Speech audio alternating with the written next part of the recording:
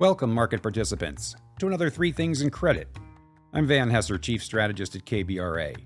Each week, we bring you three things impacting credit markets that we think you should know about. This was the week where risk-taking sentiment hung on one company's earnings report, the one Goldman referred to as, quote, the most important stock on planet Earth, unquote. The good news, for all of you that are long credit, is that NVIDIA and its declaration that we are at AI's tipping point in terms of demand for its systems delivered what the market needed to hear. Stock markets in the US, Pan-Europe, Germany, France, Japan, along with MSCI's World Index, hit record highs. Oh, and credit spreads tightened. This week, our three things are: 1. Commercial real estate threat to banks. We'll provide some much-needed facts. 2. Shifting to slowdown. Here's how corporate earnings growth is impacted. And 3. Private credit borrowers. CRE's description is useful context. All right, let's dig a bit deeper. Commercial real estate threat to banks. Now couple a cyclical threat with a secular one and you've got our attention, and that of investors and bankers and regulators and policymakers. Such is the case with the latest pall hanging over commercial real estate. Cyclically, anytime you have interest rates engineered by central banks to be artificially low, the economics of long-term assets like real estate are going to be distorted. So yes, having had years of ultra-low rates, we now have pockets of overbuilt property markets. No surprise there. The secular change, of course, is changes to how we use certain types of commercial real estate. We've been thinking about that with regard to retail properties ever since the rise of online shopping became a thing. And now, of course, post-pandemic, we wonder how to dimension the impact of work from anywhere on the office sector. The question is, broadly speaking, could losses in commercial real estate, driven by refinancing risks stemming from higher interest rates and reduced secular demand for some property types, become a systemic issue to the banking system or to the economy? Well, let's start with the banking system. There is lots of misinformation out there, driven by a rush to publish views by opinion makers, be it journalists, sell-side shops, or academic researchers. All are guilty. Here are some facts. Banks are big lenders on CRE, but collectively they account for just 38% of the $4.6 trillion of loans to the sector, according to the Mortgage Bankers Association. Sources well regarded by some have put this number at 70%. Simply not true. Here are some guidelines to remember when dimensioning the risk. 1. Owning up to the problem. Press reports suggest banks have been under-reserving for known risks in their CRE loan portfolios, ostensibly to hit earnings targets or maybe just out of delusion. Here's the reality. The IRS has a say as to how much banks can reserve. Banks cannot simply sock away whatever it wants to its loan loss reserve in an effort to make this issue go away. Provisions to the loan loss reserves must be justified in real time, or else the IRS would view this as sheltering income from taxes. Banks are regulated.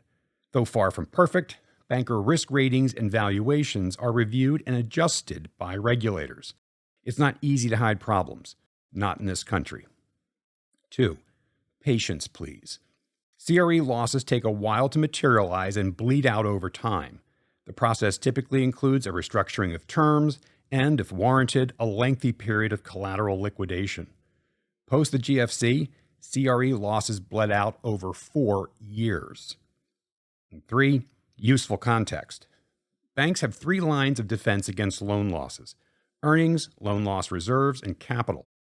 A widely quoted working paper published by the National Bureau of Economic Research back in December uses a default rate forecast of 10 to 20% for all commercial real estate in this cycle. We think that is high, as the NBER uses as its guide the 30-plus delinquency rate peak of 9% on all CRE in the GFC as its guidepost. The GFC, aka the Great Recession, had much greater economic destruction for years than what anyone is contemplating in this go-around. In any event, let's take the midpoint, 15%, of the NBER's probability of default range and use their recovery given default forecast of 70%. That gives what we estimate to be a 4.5% cumulative loss rate on CRE. Now, let's spread that out over 3 years. That comes to $26 billion pre-tax hit per year to banks' first line of defense earnings. Well, how big is that? We figure banks are expected to earn $300 billion pre-tax in 2024. So we're talking about a 9% hit to earnings. That's not something to get all that energized about. And that, by the way, squares up with the 86 basis points return on assets forecast in 2024 by Keefe, Bruyette & Woods in their regional bank index. That 86 basis point return compares to 94 basis points the industry earns on average. In other words, it's not a big deal when we're talking about systemic risk to the economy. All right, on to our second thing, shifting to slowdown. I know, you're tired of hearing about the threat of the long and variable lagged effects of monetary tightening. After all, it's been just about 2 years since the fastest hiking cycle in 40 years commenced, and we've been growing at twice the rate of the Fed's longer-term estimate for the U.S. So what am I worried about? Well, the lagged effects clearly have taken longer to bite than what has been typical in past cycles for a variety of reasons. But we remain firmly in the camp that monetary tightening does slow growth. You can't tell me that 7% mortgages, 11% middle market loans, and 24% credit card rates won't eventually leave a mark. We're not here to debate that, at least not this week. We'd rather talk about corporate earnings growth, that which underpins every asset class and credit.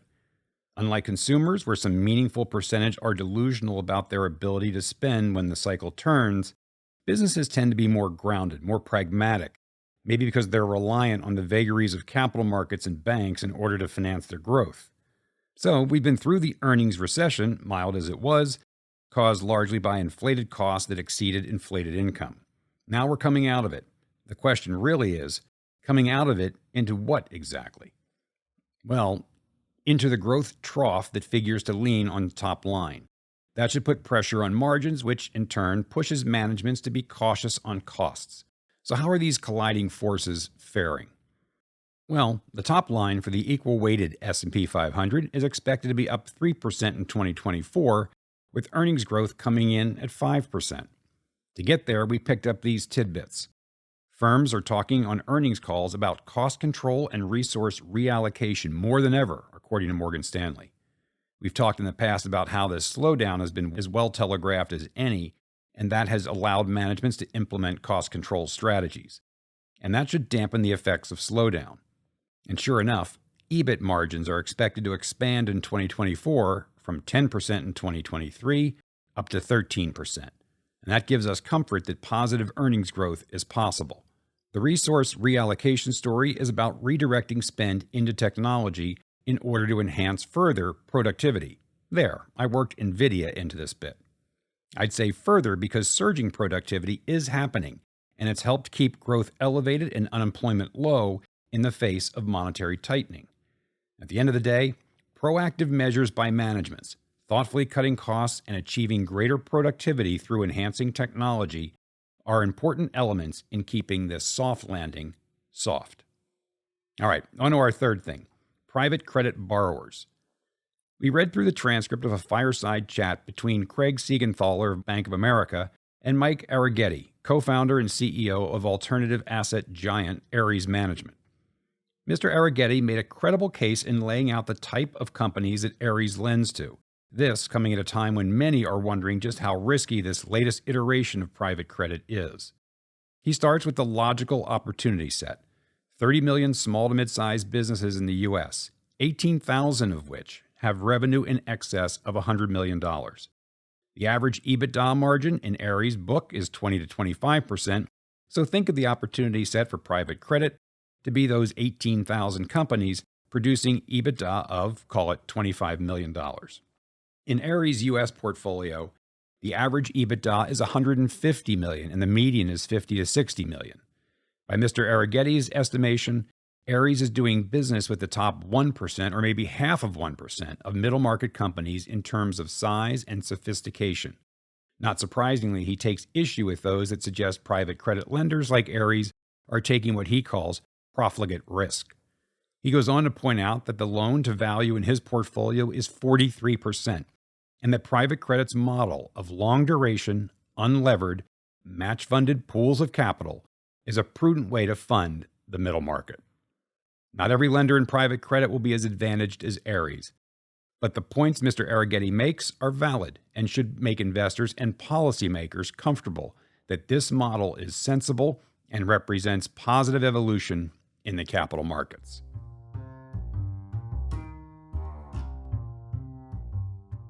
So there you have it. 3 things in credit. 1, commercial real estate threat to banks. There will be losses over time. The likelihood that this poses a systemic threat to the economy is unlikely. 2, shifting to slowdown. Management's efforts to control costs and invest in productivity-enhancing technology is cushioning the blow. And 3, private credit borrowers. Risk and reward at the advantaged lenders are aligned. As always, thanks for joining. Don't forget to check in on kbra.com for our ratings reports and our latest research. We'll see you next week.